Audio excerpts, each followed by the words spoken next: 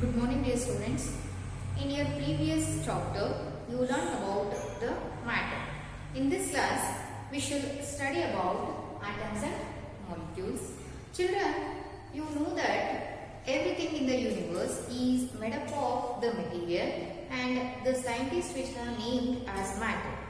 What we eat, what we breathe, and clouds, stones, even a small drop of water, particle of sand, all are made up of the material that is called matter.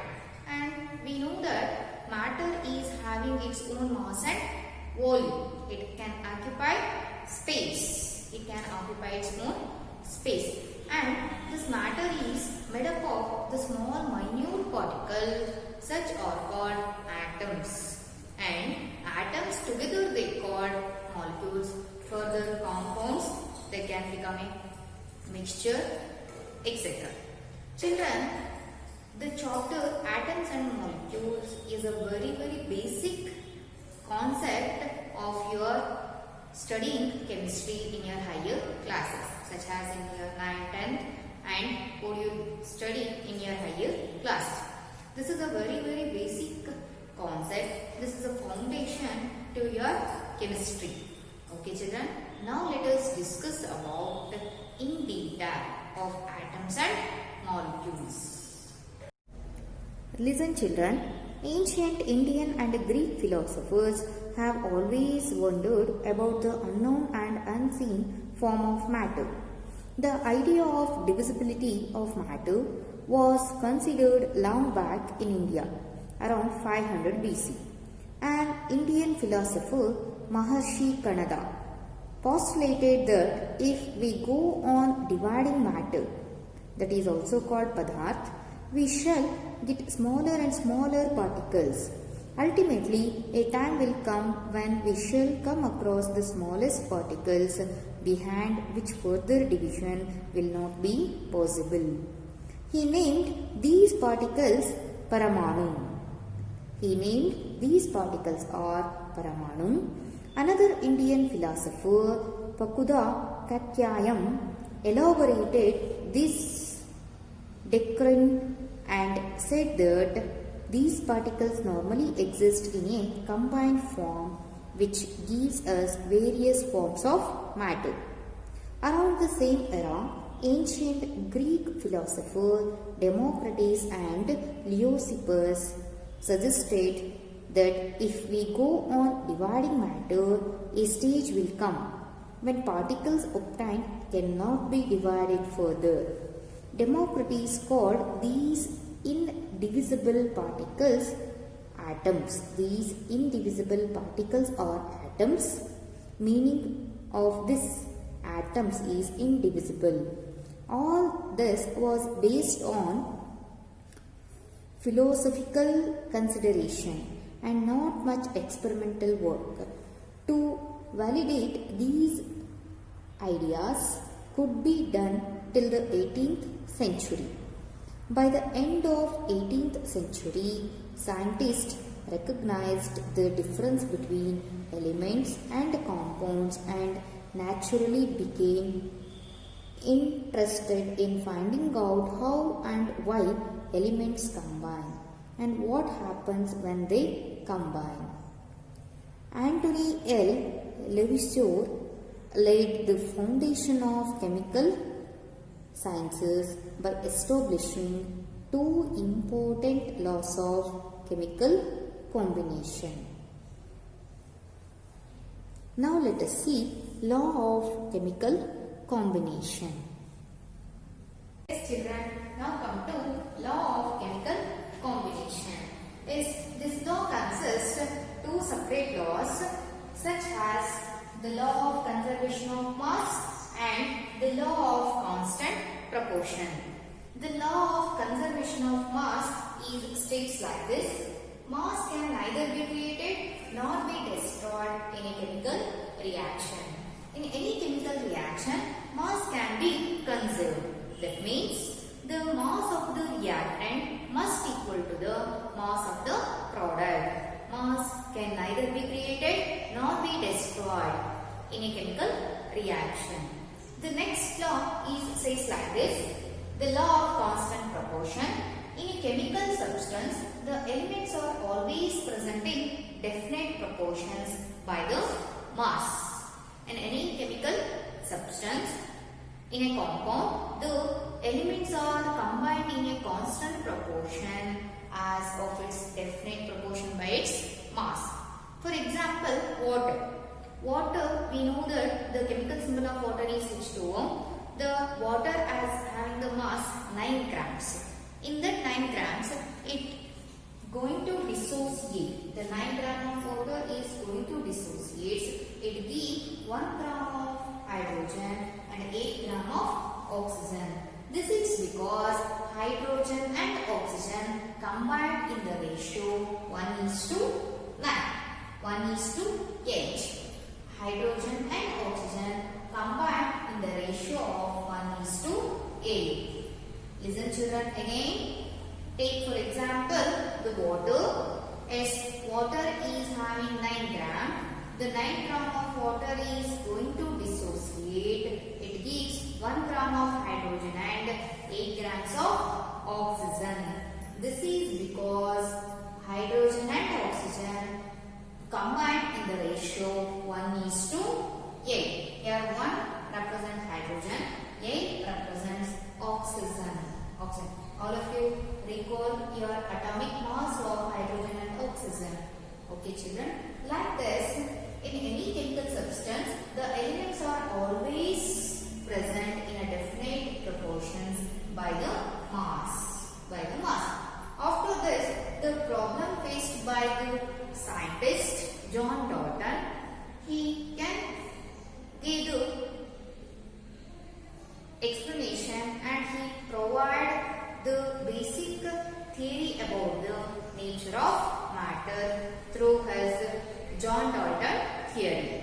Now let us going to discuss about what says the John Dalton theory. Okay children, now come to Dalton's atomic theory. This theory is having so many concepts. As this theory states like this. All matter is made up of very teeny particles called atoms.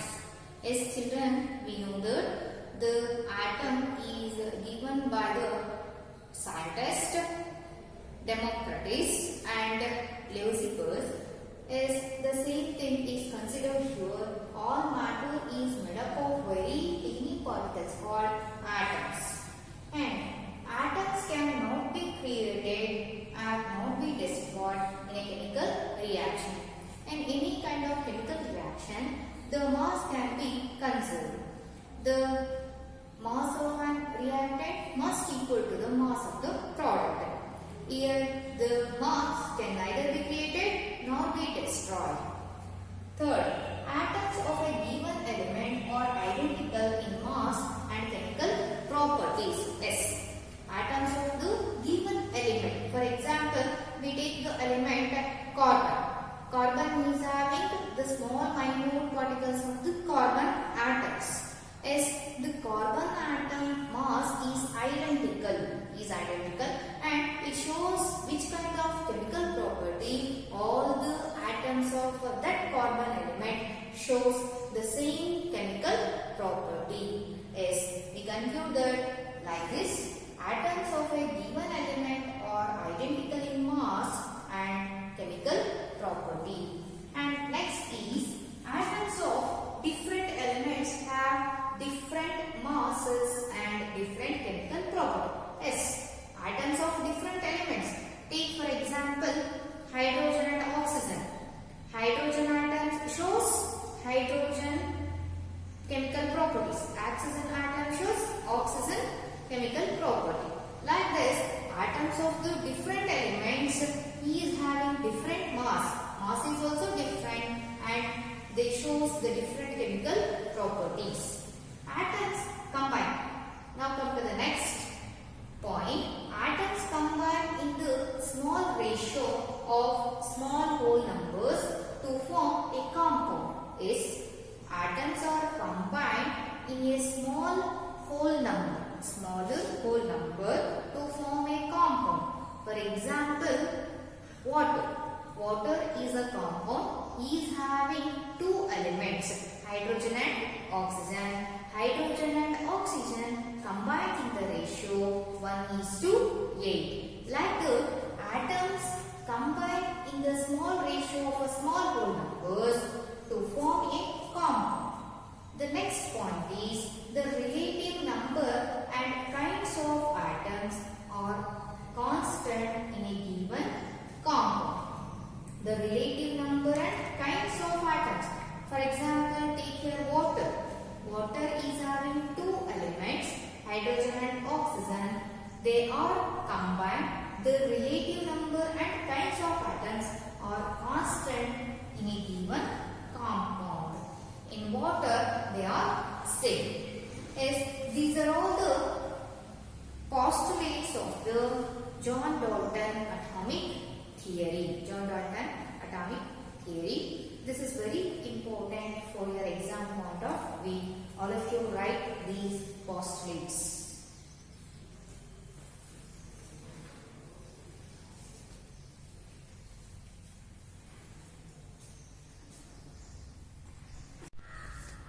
Okay children, now come to in-text question. Yes, the first question is like this. In a reaction, 5.3 gram of sodium carbonate reacted with 6 gram of ethanoic acid. The products were obtained 2.2 gram of carbon dioxide, 0.9 gram of water and 8.2 gram of sodium ethonate. Since that these observations are in agreement with the law of conservation of mass, the following equation is like this. Is this reaction? It takes the chemical reaction equation like this. Sodium carbonate plus ethanoic acid, that gives sodium ethonate, carbon dioxide and water. Now let's come to answer. Is write the given equation once again here. Sodium carbonate plus ethanoic acid. Here it gives sodium carbonate plus carbon dioxide plus water. Yes. Now in the reaction 5.3 gram of sodium carbonate reacts with 6 gram of ethanoic acid. See children here, these two are the reactants. After the reaction, it gives like this. 2.2 gram of carbon dioxide, 2.2 gram of carbon dioxide right here, plus 0.9 gram of water, S is here. Next, sodium ethonate is how much? 8.2 grams. Now let us check the mass of the reactant is equal or not to the mass of the product. Okay children. Yes, 5.3 plus 6 become how much? 11.3 grams. Now let us observe here. 9 plus 2 how much? 11. 11 plus 2 13. It takes 3 here, 1 carry. 1 plus 8 9. 9 plus 2 11. Yes, that takes 11.3 grams. Observe here, the mass of the reactant is equal to the mass of the product. As here, the masses are conserved and it obeys the law of conservation of mass. Children, now come to the second question. See now, the second question is like this. Hydrogen and oxygen combine in the ratio of 1:8 by mass to form water. What mass of oxygen gas would be required to react completely with 3 gram of hydrogen gas? Yes. Children, here the hydrogen and oxygen combine in the ratio 1:9. Hydrogen combine with the oxygen in the ratio 1:8. In the ratio 1:8 to form a water. And what mass of oxygen gas would be required to react completely with 3 gram of hydrogen? Yes, here the question is 3 gram of hydrogen is combined with how much of oxygen gas? How much of oxygen to become a water? Look at children, for only 1 gram of hydrogen needs 8 gram of oxygen to form a water. Yes, here 3 gram of hydrogen needs 3 times of its oxygen. That means 8 ones are 8, 8 twos are 16, 8 threes are how much? 24. It needs 24 gram of oxygen. It completely react with 3 gram of hydrogen to become a water. Listen children, 1 gram of hydrogen needs 8 gram of oxygen to become a water. In the same way, 3 gram of hydrogen needs 24 gram of oxygen to form a water. Yes, see now third question. Which postulate of Dalton's atomic theory is the result of the law of conservation of mass? Children, I told you the postulates of Dalton's atomic theory. Yes, among 6 postulates, the second postulate, it gives the result of law of conservation of mass. Yes, the second postulate is like this. Atoms are indivisible. Atoms are indivisible.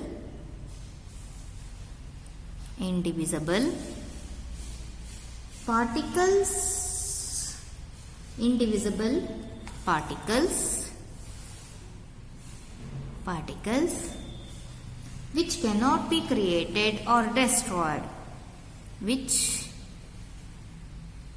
cannot be created or destroyed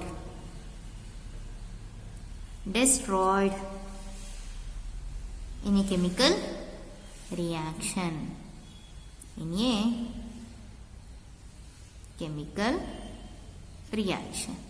This is a second postulate.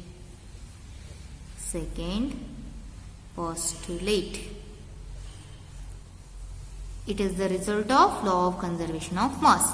See children, atoms are indivisible particles which cannot be created or destroyed in a chemical reaction. Now come to the fourth question. The fourth question is like this. Which postulate of Dalton's atomic theory can explain the law of definite proportions? Yes, all of you recall the postulates of Dalton's atomic theory. Yes, among the 6 postulates of Dalton's atomic theory, the last one, the relative number and kinds of atoms are constant in given compound. That postulates explain the law of definite proportion.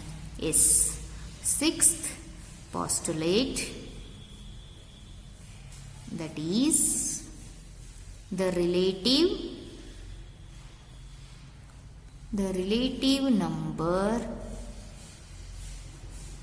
and kinds of atoms are constant in a given compound. Yes children, now come to what is an atom. According to John Dalton theory of an atom is a smallest minute particle which cannot be divided further, and it is defined as like this. Atom is the smallest minute particle which are indivisible, and atoms are the building blocks of all matters. Yes, we know that children, matter of atom. Every matter in the universe is made by the atoms. Atoms are the building blocks of matter. And atomic radius can be measured in terms of nanometer. As 1 nanometer takes the value 10 to the power of minus 9 meter. And the relative sizes of the different elements given in your textbook. All of you see that table. Yes, now come to children, the symbols. How the elements are represented at the beginning. Yes, the symbols of atoms of different elements given here. Look at children. Yes, these are the symbols we have to use at the beginning. The John Dalton was the first scientist. He used to represent the element by using the symbol, and he take the symbol and in the specific manner that symbol represent the specific quantity of the element. Is the one atom, this symbol represent one atom of the element, one atomic mass of that element. See now, hydrogen is symbolized like this. The carbon, oxygen and some elements are shown by the symbol like this at the beginning. And some more elements are given in your textbook. All of you see that. Yes, after some times the Berzelius was the scientist and he also the chemist. He showed that and he said that the symbol used to represent the element by taking the one or two letter of the name of that element. For example, carbon. Yes, carbon is the element. We have to use the chemical symbol to represent the carbon is C. C is the first letter of the carbon. C like this. Carbon. Carbon is the element. We have to use the C symbol, C letter as a chemical symbol of the element carbon. Like this. And also he suggested that take one or two letters to represent the element as a chemical symbol. For example, aluminium. Aluminium. See children, aluminium is the element. We have to take the chemical symbol as Al. See now, the first letter is a big letter, second letter is small letter. Like this. In the beginning, the names of elements were derived from the name of the place where they were found for the first time. For example, name of the copper was taken from cuprous. S. Some names were taken from specific colors. For example, gold was taken from the English word meaning yellow. S. Like that children, nowadays IUPAC, International Union of Pure and Applied Chemistry, approves names of elements. Many of the symbols are the first one or two letters of the element's name in English. The first letter of a symbol is always written as capital letter and the second letter as the small letter. Children, we know that how to represent the chemical symbol of an element. As hydrogen is represented by the symbol capital H.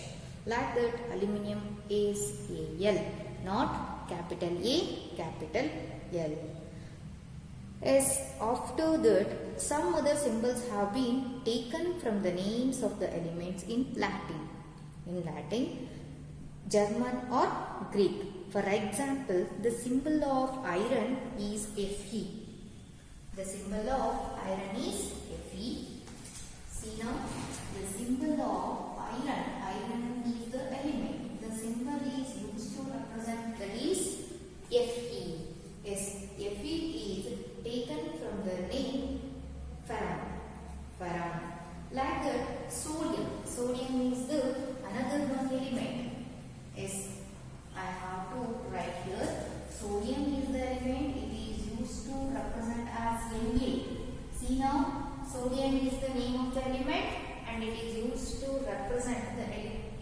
symbol as Na, but it is taken from the name natrium.